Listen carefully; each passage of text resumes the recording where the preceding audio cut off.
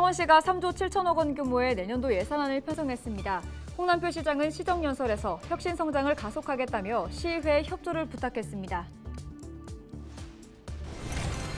가야고분군 세계유산 인증서가 27일 전달됐습니다.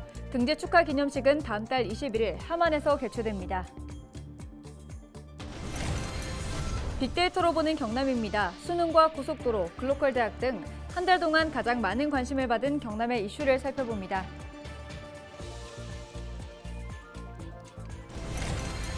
납품 단가를 부풀려 1억 3천여만 원을 챙긴 거제시 공무원이 검찰에 송치됐습니다.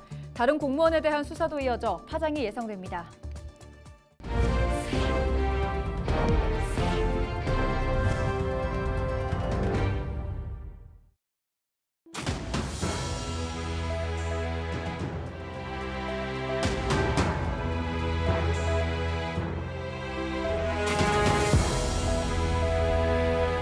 시청자 여러분 안녕하십니까? 헬로티비 경남뉴스입니다. 창원시가 3조 7천억여 원 규모의 내년도 예산안을 편성했습니다. 내년 지방 세수 감소로 지자체들이 긴축 재정에 나선 가운데 그래도 75억 원이 증액된 예산인데요. 홍남표 창원시장은 시정연설에서 내년을 혁신 성장을 가속화하는 전환의 해로 만들겠다며 시의회에 협조를 부탁했습니다. 표영민 기자입니다. 창원시가 제출한 내년도 예산안은 올해보다 75억 원 늘어난 3조 7천억 규모. 홍남표 시장은 시정 연설에 나서 내년 시정 방향과 예산안을 설명했습니다. 이번 예산 편성의 핵심은 혁신과 안정. 홍 시장은 올해 신규 국가산단 후보지 선정과 지구단위 계획 변경 등으로 도시 재구조화의 기틀을 마련했다고 입을 뗐습니다. 이에 이러한 성과를 이어가기 위해선 원자력과 방위산업 등의 변화를 위한 지속적인 투자가 필요하다고 설명했습니다. 먼저 혁신 성장으로 경제 활력을 이끌겠습니다. 혁신 성장은 경제 주체인 기업들의 혁신을 촉발할 새로운 성장 동력의 발굴과 인프라 조성이 바탕이 되어야 합니다. 예산안에는 안정적인 특례시 지위 유지를 위한 다양한 인구 정책 예산도 포함됐습니다. 창원시는 청년 주택 공급과 전월세 대출이자 지원 강화, 새내기 지원금 신설 등으로 청년들의 부담을 덜겠다고 전했습니다.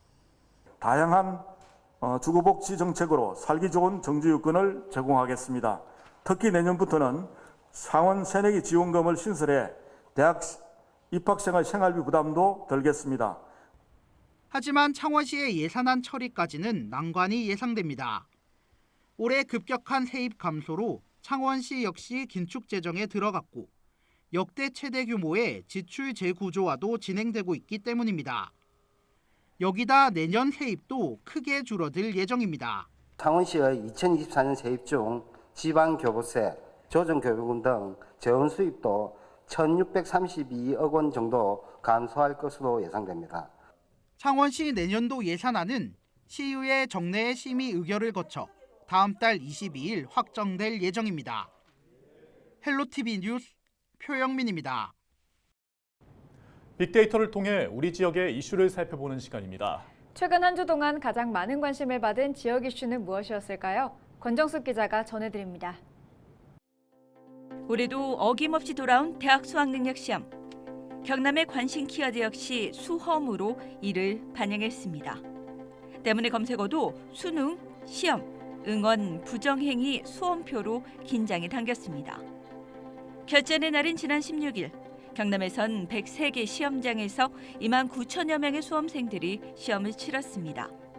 수능 안파는 없었고 20여 건의 수능 관련 신고가 있었지만 다행히 시험은 큰 사고 없이 치러졌습니다. 수능이란 한 고비를 넘고 이제 본격적인 입시 준비를 시작한 모든 수험생들에게 좋은 결과가 있길 응원합니다. 다음 키워드로는 거제와 통영 두 지역이 떠올랐습니다. 바로 통영 IC에서 송정 IC까지 30.5km를 연결하는 거제 통영 고속도로 이슈입니다. 이는 연관 검색어에서도 관광, 고속도로, 기간산업, 도로망으로 고스란히 반영됩니다. 이 사업은 그동안 경제성을 이유로 번번이 예비 타당성 조사에서 탈락했지만 이번엔 국토부가 예타를 신청하면서 청신호가 켜졌습니다. 지역의 염원은 사업 조기 착공과 함께 가덕 신공항까지 노선을 연장해 광역 교통망을 구축하는 것. 지난 20년간 바라온 지역 발전 수건 사업이 고속도로처럼 뚫릴 수 있을지 기대감이 커지고 있습니다. 경남을 달군 마지막 키워드는 진주입니다. 연관 검색어는 국립대학 거점 육성, 바로 글로컬 대학 선정입니다. 지난 13일 교육부가 발표한 10개 글로컬 대학에 경남에서는 경상국립대가 최종 선정됐습니다. 경상국립대에는 앞으로 5년간 1,000억 원의 국비와 1,400억 원 규모의 도 지원이 이뤄집니다. 글로컬 대학은 학교 브랜드 상승과 인재 확보, 재정 도움 등 지방대학의 영향이 큰 사업. 벌써 내년 선정을 향한 경남 지역 대학들의 치열한 2차전 준비가 시작된 가운데 전국 대학에는 어느덧 긴장감이 흐르고 있습니다. 지금까지 빅데이터로 보는 경남 이슈였습니다. 요즘 날씨가 갑자기 추워지면서 전기장판 등 난방기기 쓰시는 분들 많으실 겁니다. 전기장판은 전기를 이용해 열을 발생시키는 만큼 자칫하면 화재로 이어질 수도 있다고 합니다. 정승환 기자가 보도합니다. 새까맣게 탄 집기가 어지럽게 뒤엉켜 있습니다. 지난 18일 경남 거제의 한 아파트에서 불이 나 70대 남성 1명이 숨졌습니다. 불은 전기장판에서 시작된 것으로 추정됩니다. 이에 앞서 지난 14일 경기 부천의 한 아파트에서도 전기장판 화재로 주민 60여 명이 대피했습니다. 최근 3년 동안 전기장판이나 전기담요 등으로 인해 발생한 화재는 모두 663건, 연평균 200건 안팎의 화재가 발생하고 있는 건데 이로 인해 매년 수십 명의 사상자와 10억 원 이상의 재산 피해가 발생했습니다. 매년 겨울철이면 전기장판으로 인한 화재가 반복적으로 발생하고 있는데요. 그 위험성을 열화상 카메라를 활용해 실험해봤습니다. 전원을 켠 후 얼마 지나지 않은 전기장판의 온도는 30도 안팎. 10여 분 뒤 온도는 50도까지 올랐습니다. 이때 접힌 부분과 접히지 않은 부분의 온도차는 20도가 넘습니다. 화재를 예방하기 위해선 장판을 접어 사용하거나 라텍스와 같이 불이 잘 붙는 재질의 침구류와 함께 사용하면 안 됩니다. 두꺼운 이불보다는 얇은 이불을 이용하고 외출 시에는 전원을 끄는 것도 중요합니다. 전기장판 사용 시에 두꺼운 매트릭스나 두꺼운 이불을 덮어놓게 되면 열이 빠져나가지 못하고 축적되기 때문에 화재 위험성이 있어서 사용하지 않을 때는 전원 코드를 뽑아놓거나 장시간 사용하지 않고 잠깐 껐다가 다시 사용하는 식으로 사용하면 조금 안전하게 사용할 수 있습니다. 또 보관할 땐 장판을 접지 말고 돌돌 말아 보관하거나 무거운 물건을 올려놓지 않아야 다음번에 안전하게 사용할 수 있습니다. 최근 아침 최저기온이 영하로 떨어지는 등 본격적인 추위가 시작된 가운데 겨울철 난방기기 이용에 각별한 주의가 필요해 보입니다. 헬로티비 뉴스 정승환입니다.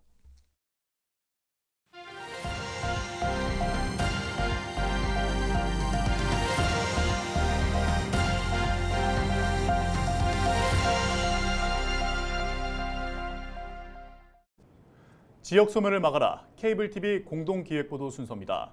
전북 전주는 주변 시군의 중심지 기능을 하는 도청 소재지인데요. 인구는 적지만 교통량은 광역시와 비슷해 주민들의 불편이 이만저만이 아닙니다. 지역 정치권에서 제도 개선에 시동을 걸었지만 좀처럼 속도가 나지 않습니다.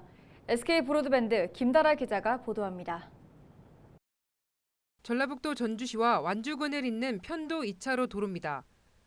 전주 대규모 주거단지인 에코시티를 거쳐 주변 지역으로 출근하는 차량이 이어집니다. 출퇴근 직장인들 좀 문제가 되지 않냐. 저녁은 5시부터 차가 슬슬 밀려와요. 경찰서나 군청에서 이 도로 여건 사항을 보고 개선을 좀 했으면 싶은 생각이 드네요.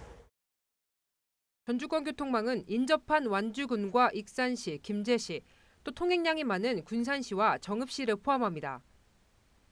일일 교통량은 26만 대로 광역시인 광주권 30만 대와 비슷한 수준입니다. 특히 전주권은 대체 교통수단이 부족해 승용차를 이용하는 비율이 광역시권보다 높습니다. 도로교통 혼잡으로 인해서 발생하는 사회적 비용이 연간 1.94조 원, 울산이나 광주권 1.8조 원 규모로 대도시권을 웃도는 걸로 분석되고 있습니다.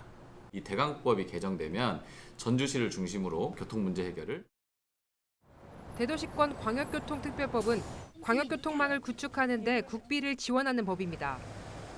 도로와 간선 급행버스에 국고보조 50%, 철도에는 70%가 지원됩니다. 전주는 교통량이 광역권과 비슷한데도 광역시가 아니라는 이유로 이런 지원을 받지 못합니다. 지방 소멸 막고 국토 균형 발전을 제대로 하려면 국가 재정 투자의 중점을 수도권에서 비수도권으로 돌려야 합니다. 소도시들의 연결과 연대, 연합이 더 현실적인 해법입니다. 특히 내년 특별자치도 출범을 앞둔 전북은 교통 인프라를 확충해야 합니다. 대광법에 전주를 포함하는 개정안이 국회에 올라 있지만 통과까지 갈 길이 먼 상황.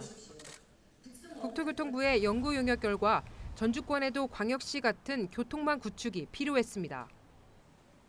그러나 국토부와 기획재정부는 법 개정에 난색을 표하고 있습니다.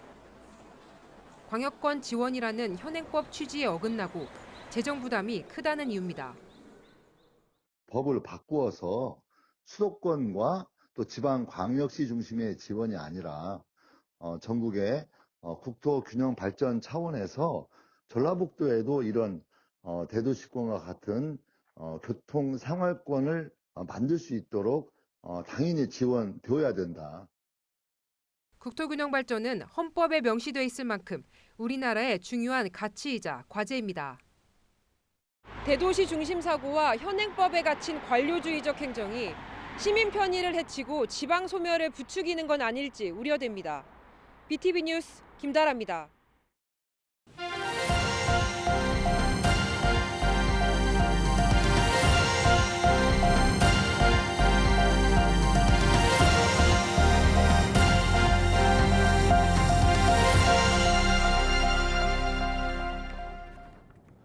가야 고분군 세계유산 인증서 전달식이 27일 서울에서 열렸습니다. 이번 인증서 전달식은 지난 9월 사우디아라비아에서 개최된 세계유산위원회에서 최종 등재된 지 2개월 만에 문화재청으로부터 인증서를 전달받았습니다. 경남 지역에서는 김해 대성동 고분군과 함안 마리산 고분군, 창녕 교동과 송현동 고분군 등 총 6개 인증서를 획득했습니다. 경남도는 다음 달 21일 함안에서 가야 고분군 세계유산 등재 기념식을 개최할 예정입니다. 경남 지역 주요 기업이 참석한 11월 도민회의가 27일 경남도청에서 열렸습니다. 회의에는 박완수 지사와 조선, 항공우주, 방위산업 등 경남 주력 산업을 기반으로 한 9개 대기업 경영진이 참석해 기업 애로사항을 논의했습니다. 이날 기업인들은 외국인 근로자를 위한 인프라 확대와 조선산업 지원, 원전 예산 복원 등 현안 문제 해결을 요청했으며 박 지사는 도정에 반영해 적극 노력하겠다고 밝혔습니다. 2023 경남 콘텐츠 페어가 지난 26일부터 이틀간 창원 컨벤션 센터에서 열렸습니다. 다양한 세계 콘텐츠에 빠지다를 주제로 열린 이번 행사에는 경남 출신의 일러스트와 웹툰 작가 초청 세미나를 비롯해 국내 콘텐츠 스타트업 관계자를 초청한 컨퍼런스 등이 진행됐습니다. 또한 90여 개 콘텐츠 기업과 도내 대학, 유관기관 등이 참여한 전시체험 부스로 마련돼 기업의 우수한 제품과 기술을 직접 체험하고 또 소통할 수 있는 계기가 됐습니다. 단가보다 높은 금액을 부풀려 예산을 집행한 뒤 차액을 빼돌린 거제시 공무원이 경찰에 적발됐습니다. 7급 공무원인 40대 A씨와 납품업자 B씨는 지난 2018년 10월부터 2019년 9월까지 9천만 원, 유사한 수법으로 2021년 1월부터 올해 2월까지 4,900만 원 등 총 1억 3천여만 원을 빼돌린 혐의를 받고 있습니다. 거제경찰서는 2명을 업무상 횡령 및 배임 등 혐의로 불구속 입건했습니다. 경찰은 이들 외에도 6급 공무원 C씨와 납품업자 2명에 대한 수사를 진행 중입니다. 2024 김해 방문의 해를 알리는 선포식이 25일 김해 가야 테마파크에서 열렸습니다. 김해시는 선포식에서 김해 방문의 해와 연계해 내년 전국체전과 동아시아 문화도시 행사 등을 성공적으로 열어 시브랜드 가치와 관광도시 이미지를 높이겠다고 밝혔습니다.